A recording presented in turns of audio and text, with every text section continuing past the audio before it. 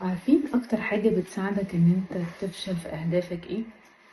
نوع كده من البشر لما تروح تقوله ده فلان كذا، فلان نجح في كذا، فلان عمل كذا، يقول لك لا، ده فلان هما اللي عملوا له، اصل هو مش موهوب، اصل هي جت معاه كده. عقلك بيختار الشخص اللي يدعم لك فكرة ان انت مش مسؤول عن حياتك، بيختار من الكون الشخص اللي يقولك خليك مكانك.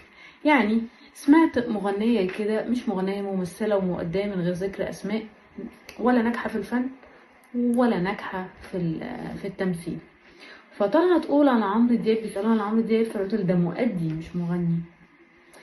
لا تعليق.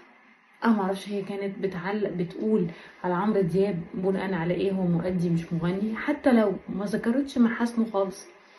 هو بيغني، هو ذكي جدا وعارف يسوق نفسه، وعارف يحافظ على شبابه، عارف يحافظ على صحته، عارف يحافظ على نجاحاته، وبيجبرك تقول عنه كده حتى لو عندك اعتراضات او مش عاجبك اغانيه، او حتى شايف ان كل حاجاته تيمة قريبة من بعض، بس نجاح لازم نتكلم عنه. لما نقعد نتكلم عن النجاح ده بيشجعك ويخليك تختار على الاقل بند منهم تشتغل عليه. لكن لما اسيب كل النجاحات دي واقول اصل هو مؤدي مش مغني، واختار من كل ده الناس دي واقعد اسمعه، يبقى انا عقلي مش هو الغلطان، انا اللي عقلي بيدي ودانه او بيدي وداني لحد يملاه عشان يقول لي خليك قاعد مكانك، انت كده كويس، ما تتحملش المسؤوليه.